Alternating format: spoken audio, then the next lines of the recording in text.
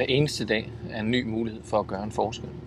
For læreren, der møder op i skolen for at undervise vores børn, eller entreprenøren, der går på arbejde for at bygge nye hjem til folk.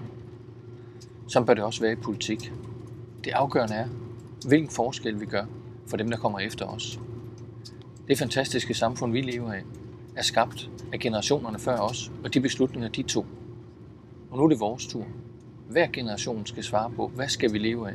Hvordan vil vi leve sammen?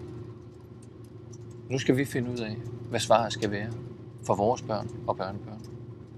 Der er nogen, der siger, at den vigtigste politiske opgave, det er at skærme os mod forandring. At i morgen skal ligne i dag mest muligt.